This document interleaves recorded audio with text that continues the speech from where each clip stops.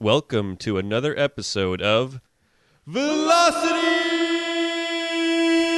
Chaos!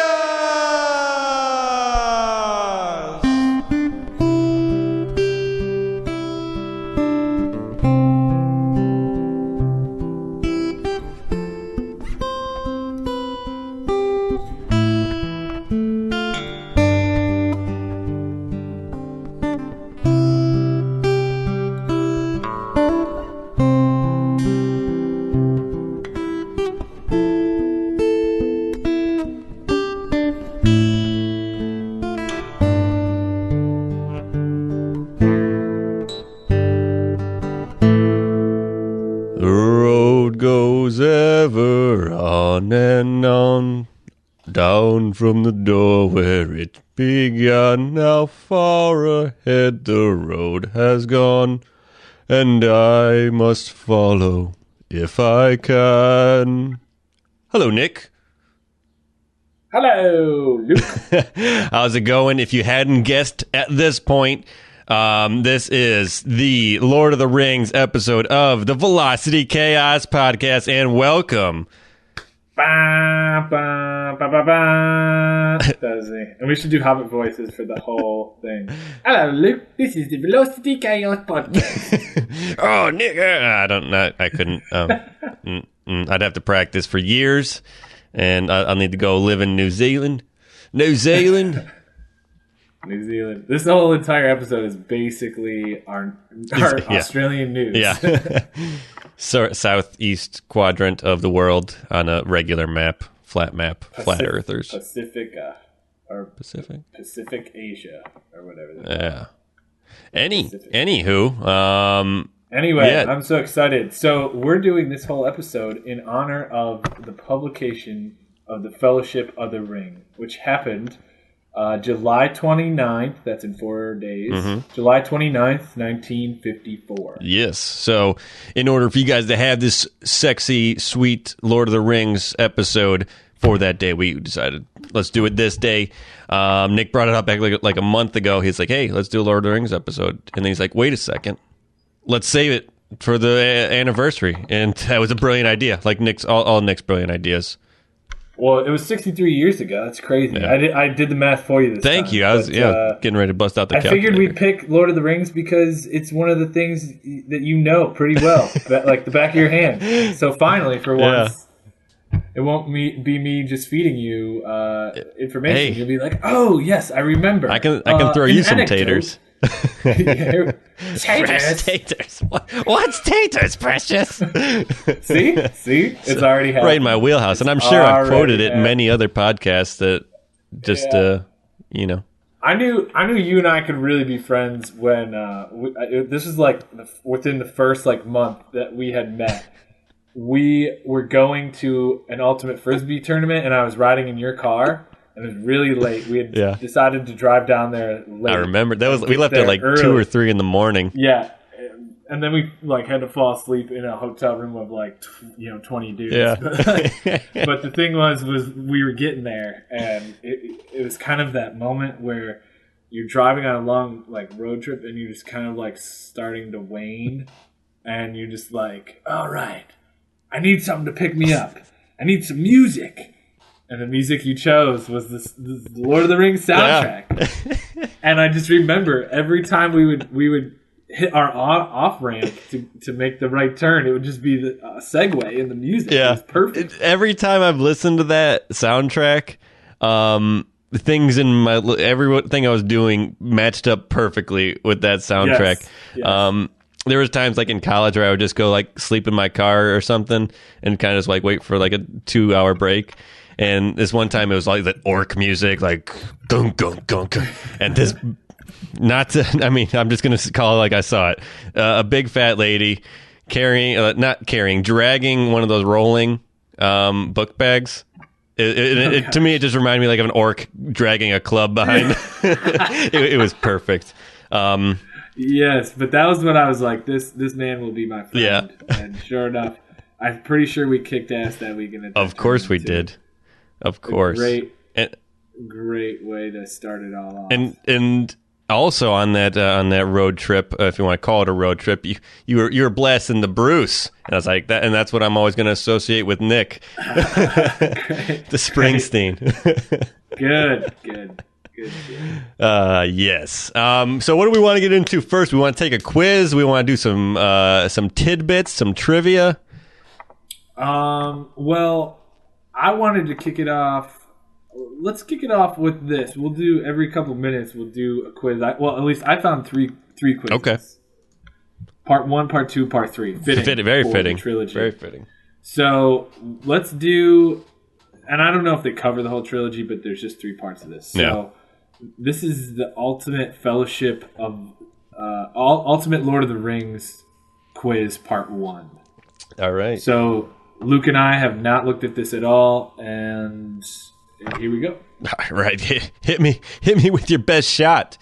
Fire away. Right. I feel like there should be. Okay, here we go.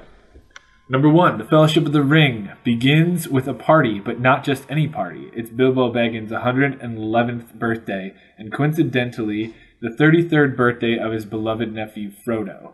The party of their combined birthday is held at Bilbo's place. What is his humble abode called? I have. Oh, Baggins Corner, Bag End, Bag Shot Row, Brandy Hall. It's Bag End, of course. All right, cool. I am definitely in 100% agreement there. Okay, number 2. Lots of gossip occurs in the Shire among the hobbits. Oh, these are lengthy questions. Anyway, lots of gossip occurs in the Shire among the hobbits, and jealousy is no stranger either to the land of the hobbits. Bilbo Baggins has the misfortune of having a set of close relatives, the Sackville Bagginses, who are green with envy over his fortune and luck. As much as they dislike Bilbo, this is nothing compared to the detestation they feel towards his heir Frodo. The jealous couple consists of the husband Otho and his wife. What is her name? Asphodel, Lobelia, Serratus, or Mentha? I guess these are coming straight out of like some book that these movies might be based off of. Well, you know this was a book series. Yeah, exactly. Film, right? I don't know. What do you think? What was that first one again?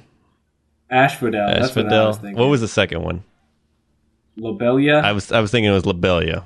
We're gonna go with Lobelia. What was the third and fourth? I guess just Saradas. I don't think it's that one. And Mentha. I don't. I think we're good with the first 2. Let's okay. Say this was Who Wants to Be a Millionaire. Let's use our 50-50. They would probably narrow it down to A and B anyways. Yeah. All right, number 3. Between the time when Bilbo leaves the Shire and the beginning of the quest to return the One Ring to Mordor, a number of years pass. 17 to be exact. Mm-hmm.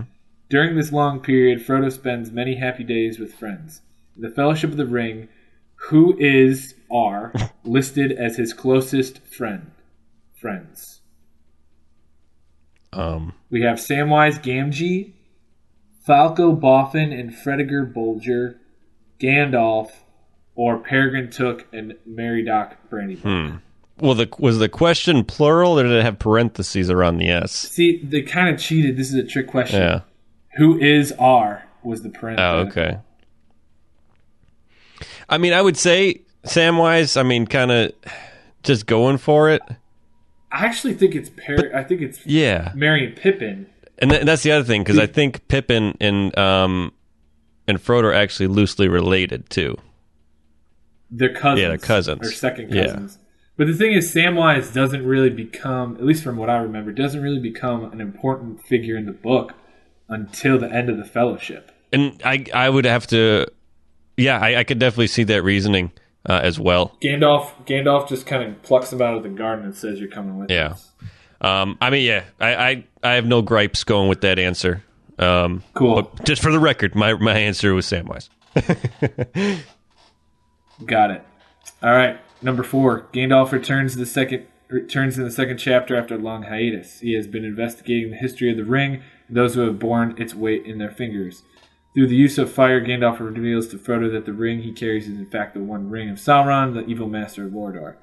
On the ring appears the ancient Elvish writing, now used in Mordor with the inscription, "One Ring to bring them all, and in the darkness bind them."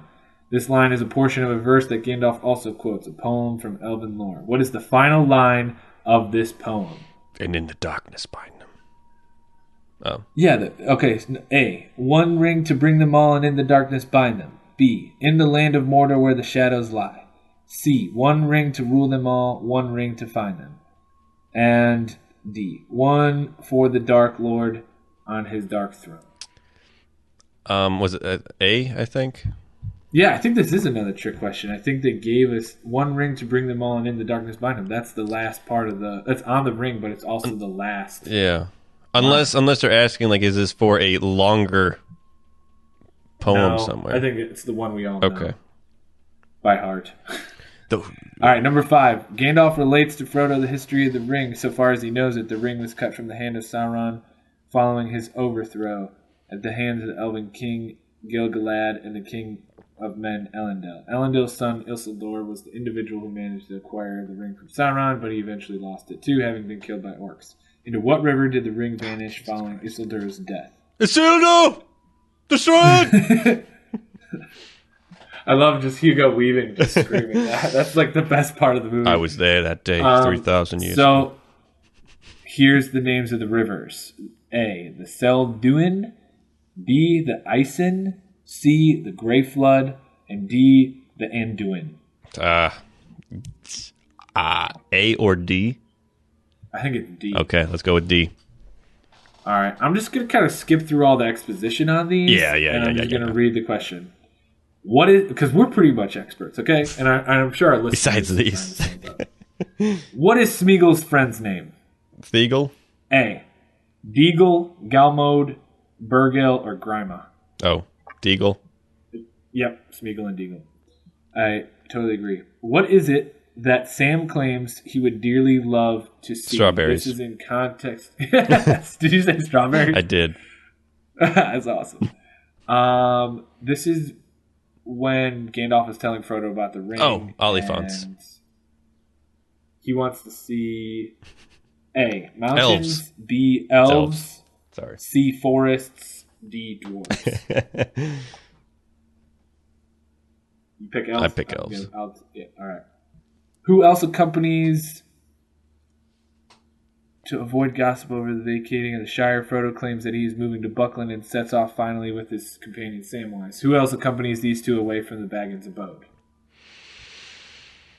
It's A. Pippin, B. Gandalf, C. Merry, and D. Fatty. Fatty Bolger. Fatty Bolger. It was Gandalf. It's either Gandalf or Pippin. If they're going by the book. Yeah. This is by the book. I know in the book, and I've only listened, and I'm going to do a quick interjection here. Listening to J.R.R. Tolkien read back the stories, I think, is a great way to read or listen to books. I'm sure there's probably free copies somewhere, or you can buy a copy somewhere of J.R.R. Tolkien reading back the Hobbit and Lord of the Rings. They meet up with Merry. I know because Merry owns his own farm, or is his family's farm or something. So it's either Pippin or Gandalf, and I kind of leaning towards. I'll go with Pippin. Yeah. A part of me feels like Fatty was in it, and then he gets scared and runs away. I thought that was a thing that actually happened, but I could just be picturing. I think you might be picturing it, but I could be wrong too. I picked Pippin. Okay. All right. On the way to Buckland, Frodo and his companions encounter two ominous black riders. The second shadowy figure nearly discovers the location of our friends, but is scared away at the last second by a collection of elves led by Gildor and Glorian, who are passing through the woody end of the Shire. Just prior to their conversation with the three hobbits, Gildor and the elves sing a melodic tune about a queen named Galadriel, Galaskel, Baruthiel, or Elbreth. I mean, I have. This is all book stuff. Yeah, I'd have to go with Galadriel, I guess. Got it. Yeah. Cool. Which character or characters have reservations about cutting through Maggot's fields because of some controversy over mushroom thievery? That's got it. It's A, none of them, B, Sam, C, Frodo, and D, Pippin and Merry. In the movie, it was Sam that said something. So I'm going to go with that if they try to stay true to it. Yes. Yes or no? Farmer Maggot is very helpful to Frodo and friends after he has found them walking through the fields. No, maybe. Yeah, because doesn't he sick his dogs on them? And then again, it's like if it was different for the movie. True or false? Merry, Pippin, and Sam know nothing of Frodo's intentions about leaving the Shire and going on some sort of quest. That's false. Quest is vague. We're going to Mordor. The hobbits are going to Mordor. All right.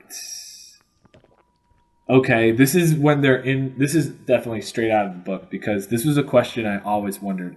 Why they cut out Tom Bombadil. Yes, I was going to bring that up. The final movie. Well, the first movie. And so... Well, first movie, yeah. So this is... So here we go. This is when they're in the woods by the river, the Windle River. What sort of tree has consumed Merry and Pippin? Mm-hmm, mm-hmm. It's A, a maple, B, ash, C, willow, and D, birch. I already know the answers. Oh, I don't. I would say willow, but it's the willow tree. Okay. You know why? So I picked up a couple of the dramatic readings of this recordings for one of my drives recently, mm-hmm. and it was such an odd experience because the characters were just so oddly voiced. Yeah. And I just remember the whole Tom Bombadil. He's like, he just talks like this the whole time. My name is Tom Bombadil. I was like, who are when J.R. Tolkien or R. Tolkien does it was awesome. Well, I'll have to listen to that. Yeah. That was definitely listening to that. I mean, it was years ago when I listened to it, but just all the Tom Bombadil stuff just puts a smile on my face. Just like the character, just whimsical and kind of carefree. Like, I have so much power, but I really don't care about anything. But I'll help you guys out. You never see him again, which is the mystery of him in this story. But you'll see, like, if you go online and look for stuff, there's like probably people just talking like Tom Bombadil probably could have taken the ring, walked into Mordor, just like straight in the front door, done whatever he wanted, thrown it in the flame, and they could have been done with it. It's true. It's 100% true. All right. So this is when they're at Tom Bombadil's house, and they all get to go to sleep. Which of the hobbits is fortunate to sleep like a log? A, Frodo, B, Pippin, C, Merry, and D, Sam. I don't know. Merry? I'm going to pick Merry. True or false? This is the last one. So far as we can detect from the mission in the book, the Ring of Power has no effect or power over Tom Bombadil. Mm-hmm. I think that's true. Yeah. All right, here we go. Submit answers. Number 1, correct. Number 2, correct. Number 3, correct. Oh, number 4, we didn't get. What was that one? This is about the ring, the elven poem. Oh, that last line. It's not one ring. Yeah, it's not one ring to bind them and in the darkness one ring to rule them all and in the darkness bind them. It is in the land of Mordor where the shadows lie. Ah. We got the river one right. We got Smeagol and Deagle. We got Sam wants to see the elves. Pippin does walk off. And they meet up with Merry and Fatty Bulger. It is a song about Elbreth. We missed that one. Yeah. Frodo's worried about the mushroom thievery. Ah, okay. And I guess Farmer Maggot was helpful to his friends. I was thinking that was kind of like a trick question. Yeah. Sam was the one who slept like a log. Okay. Not Merry. So we got 10 out of 15, and the average score is 11. So again, below average. Ugh. Oh, gonna have to go back and read them. Yeah. Trivia. I'll have to find someone to read them to me. Trivia. Christopher Lee read the books once a year. Yep. His whole entire life. And was the only member of the cast to have actually met J.R.R. Tolkien. Christopher Lee's a badass. Is he still going, or I think he's done? He was. Past tense. Yeah. Was badass. He's singing like a rock band or a metal band too. Did he? Yeah. With that powerful voice. Yeah. I think, I remember hearing about this. I'm looking it up right now. Some people that could have been Aragorn in the movies. Nicolas Cage passed up on the role. Daniel Day-Lewis passed up on the role. Yeah. Charlemagne by the Sword and the Cross is a symphonic metal concept album by actor and singer Christopher Lee. Boom. And it was released 2010. He was 90-something when he died, I thought. Oh, he was like 94. Gosh, what? Let's see. Wow. That's crazy. Christopher Lee. How old? I'll have to check it out. Oh, wait. Oh, that's his spouse. Okay. 1922 to 2015. That's a long... I got to bring out the calculator. Yeah, 93. So, if that was in 2010, that was like 87. Wow. This is crazy. Jesus. So, that's great. Then he was amazing. BuzzFeed comes in with its other tidbit. Sean Bean is afraid of riding in helicopters, so he chose to take a ski lift in full Boromir costume and then walk the rest of the way. I'm pretty sure watching the behind the scenes stuff that he wanted to feel the experience of the characters, kind of like a method acting type of thing, and he chose to do that. That's the way I saw it. Not that he was afraid of helicopters. You know what? I'd have to say that's probably a little more in character for Sean Bean. Yeah. Same thing with Game of Thrones. He was just trying to get into the character, into that moment, so he actually asked them to behead him. Yeah. And, spoilers, right? But, if you could actually cut off my head. Yeah, he's like, go for it. Just swing that sword, man. Do it. Yeah. No, but that's how I pictured it more. Because, here's the greatest part of it. I heard that the cast members could see him as he was hiking up, and I would feel like such a little bitch if I was in a freaking helicopter being shuttled up to the top of this mountain. Yeah, and there's just Sean Bean 300 feet below me, just trudging up in full armor. That's what they were saying. I don't know if they felt bad, but they oh, there he is right there. There you can see Sean. And I think that's awesome. That scaling the side of a mountain for the character, for the sake of being there, roughing it. I think that's just badass as hell to get into a character. Yeah. And screw you, BuzzFeed. And screw you, BuzzFeed. Okay, I wanted to do a quick segment really quick. This won't take long, but it's an epic segment. This segment is titled Viggo. And it's all about... we thought Sean Bean was a badass. Yeah. Viggo Mortensen, obviously one of the most dedicated actors to ever live. Viggo! Taking Marlon Brando to the cleaners. This guy, just legendary for getting into every character he plays. Sure. I'm just going to read through you some of the crazy things that makes Viggo the most epic actor ever. Yes, okay? I'm just going to read a bunch of these. And I'm not going to say Viggo Mortensen. I'm going to say Viggo. I'm just going to call him Viggo. Vig. We're on a first name basis with the Vig. There was one scene. So Viggo obviously does all his own Of course. You can't replicate or even try to imposter that. So we're going to talk about the swords. So first, he insisted on using the real sword. True. Instead of any of the aluminum stuff, which is lighter, or the rubber sword, which is for safety. Yeah. But he was obviously really good at it. I guess a natural. His sword master coach said that Bob Anderson was the sword master who trained him. Best swordsman I've ever trained. Not best actor I've ever trained. Yeah. Best swordsman I've ever trained. Yeah, that's ridiculous. To be an actor, but he's just a man of a man, basically. Yeah. And so the other crazy thing, he would carry around his sword all the time, never left his side. So when he was walking around Australia, he got in trouble with the police a couple times because he's carrying around a 6-foot broadsword. Yeah. Yeah, I heard that he left the gym or something. He's got his sword with him, people calling the cops. Exactly. I could just picture it. And he's probably no big deal. So there's that one. His first day on set was a sword fight day. Yeah. That's where he was battling the ring. Yeah, so it was they cast someone else, and then they realized, like, oh crap, this guy's too young. So they call Viggo.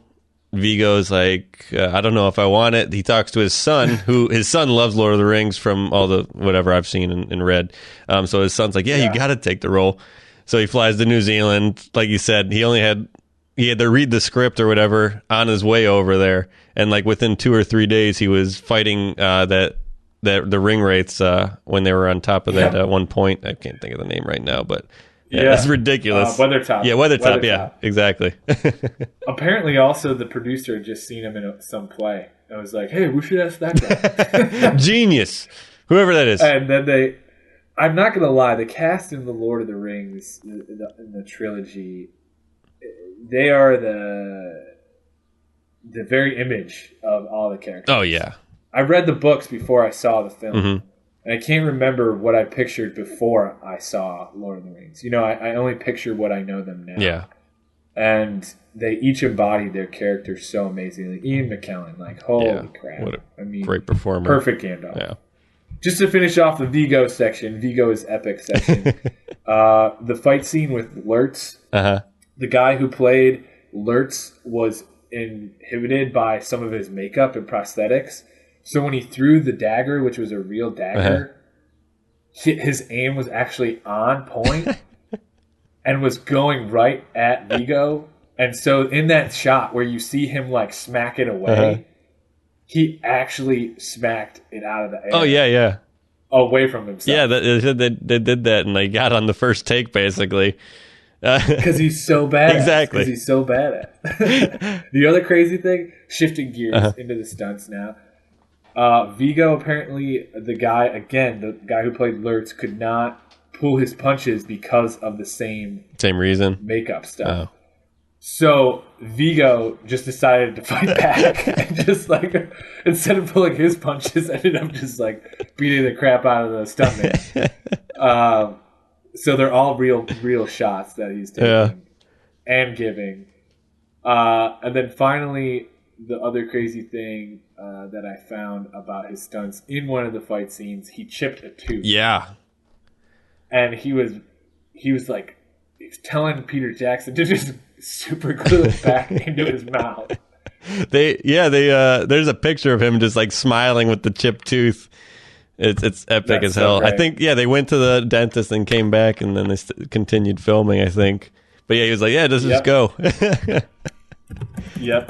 The thing with all the stuntmen that they did, like from watching all the behind the scenes stuff, is they did this thing where they would like headbutt each other, like as they're like a brotherly thing. Like we're here in combat and war, and like they would just go to each other, and that was their greeting. And nice. One of the times is why Orlando Bloom is not such a manly man.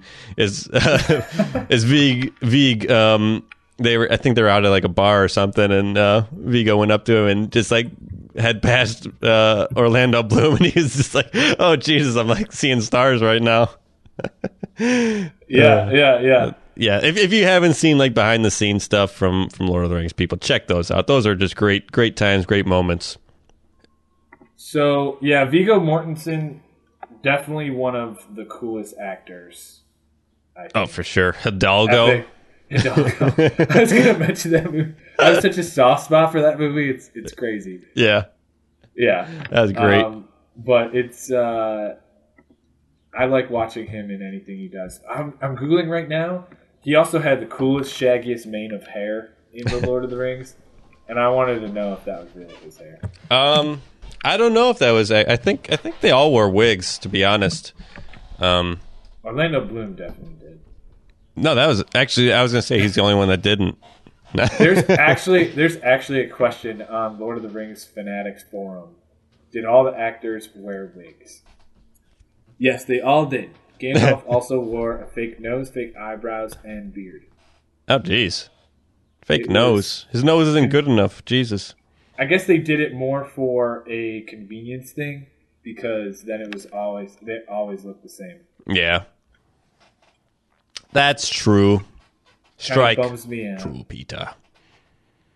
If I was in Lord of the Rings, my hair would be all natural. Were saying the only ones who didn't were Aragorn, Boromir, and Faramir. And I guess those ones do look the most like real, or natural. Viggo does wear his hair pretty long a lot of times. Yeah, but he's got, unless he dyes it, he's got brown hair, it seems. And that was like a dark brown. Right. So I got to ask, if we're talking about Fellowship of the Ring, because we're celebrating the publication of the Fellowship. Yeah. And I realized about halfway through this podcast that we could really only cover one of those films.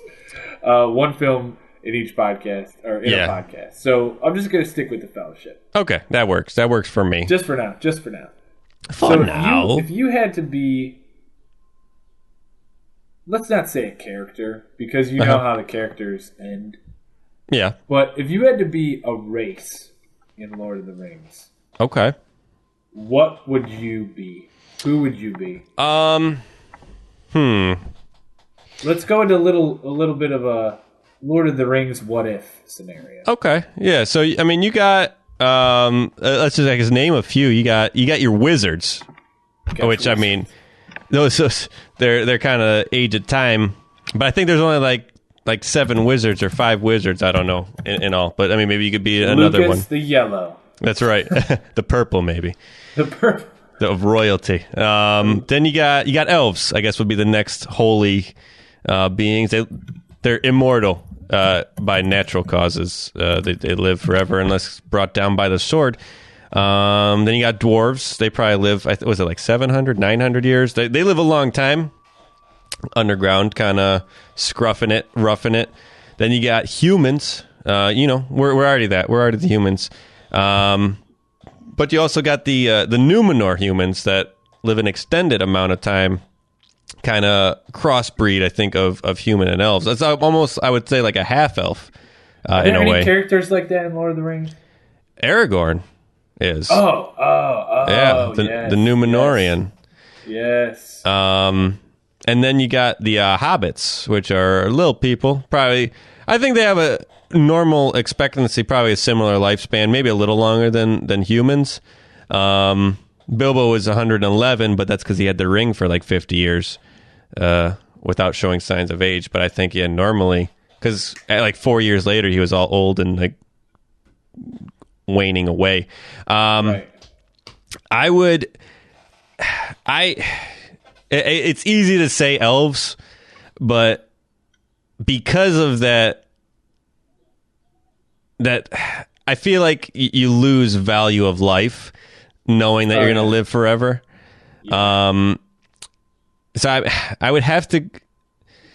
I mean, if Numenor is an option, I mean, I think that you get a little extended life.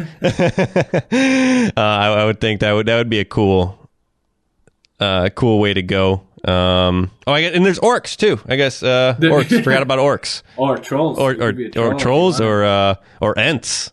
Or a whole other. I'd be a tree maybe. You'd do good as a tree. I would, and the quote. We don't say anything at all unless it's worth taking a long time to say. My mom got me a shirt that says that because normally I don't talk much at all. I just like to be fly on the wall. So I mean, maybe I got to change my answer to an ent. Yeah, this is the most I hear you talk all week. Yeah, in our podcast. This is it. This is my dose.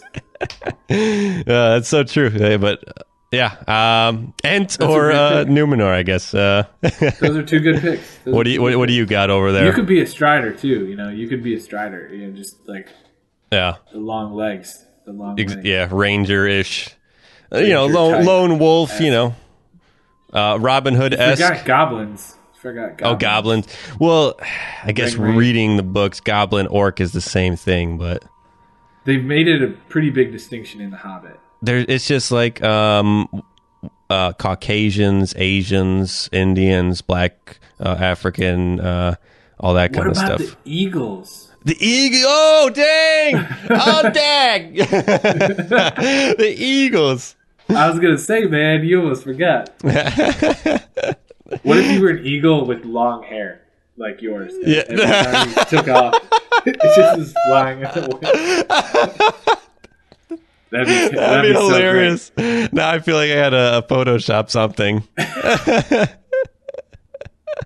You'd be like, and I'd be soaring. I'd just be singing, "Take it easy, take it easy." You're the rooster from Disney's Robin Hood. He's playing the guitar. You're an eagle. Fly around. You're a minstrel eagle. Yeah, in Lord of the Rings. Only eagle that has little tiny arms that can play a lute. You're the one who goes and hangs out with Gandalf when he's stuck at the top of the tower, and you play him some songs. Yeah. He's like just jamming with you. Yeah. Then he's like, "Hey, you wouldn't mind if I can get a ride?" I was like, "I don't do rides. maybe I'll ask the other one." I'll go back. I'll send somebody over here. Yeah. King of the Eagles. That'd be sweet. What do you got? What's your thought pattern on this? I would want to probably be a wizard. Mm-hmm. It would be awesome to never have to make an appointment because wizards are never late. Nor are they early. Yeah. So that would be fantastic. Yeah. I think it would be sweet to always have the fastest ride in the land. Yeah. Just another reason why I wouldn't be late, because I would just be flying around. I mean, cruising.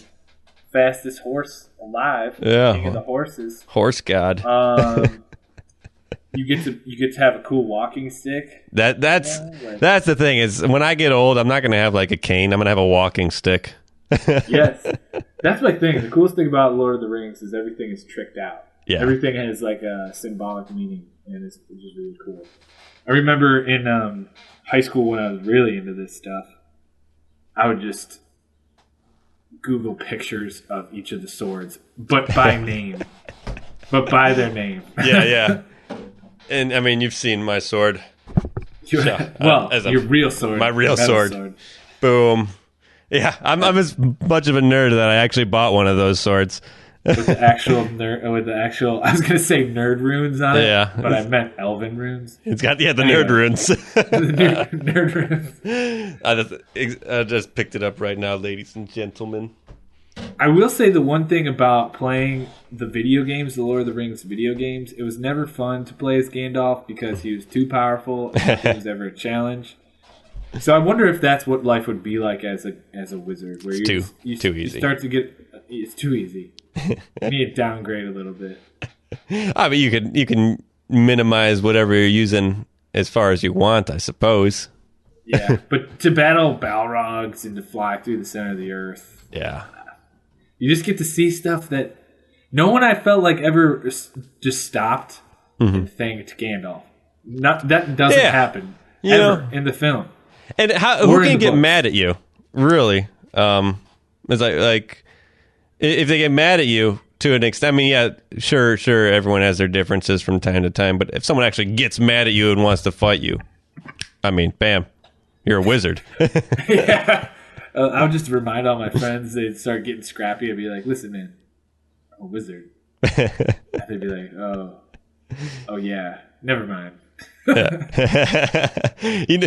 Break up bar fights like that. Yeah, but then I guess you could be a real dick wizard and be like, "Hey, I'm a wizard. Knock it off. I'm right." A dick wizard. That's not something you want to do. I cast level 8 erection. All right, bringing it back to PG real quick. Yeah. What color would I be? What color would I be? Nick the blue. Blue. Okay, I can live with the royal blue. Maybe green, a little earthy. Forest green. The seafoam green. Or is green the one you start out with? Nick the green. Nick the green, and then that's the rookie color. Then you come back as Nick the forest green. Lime green. That would match your car too. Yeah. What about my horse, Shadowfax? Yeah. Green. That would be cool, and I would pick a staff. Yeah, it'd be cool to have a green staff. Yeah, that'd look neat. Oh, with an emerald I wonder if topping. there's ever a black wizard. I guess it's technically Sauron, but Yeah, I was gonna say black, just because that's such a heavy color and it carries a lot of weight to it. That which I think is awesome. Black is, I guess it's a great color. I don't know if it's better as an accent or what, but it's just fantastic. Or I guess you could pull a reverse Michael Jackson and actually become a black wizard.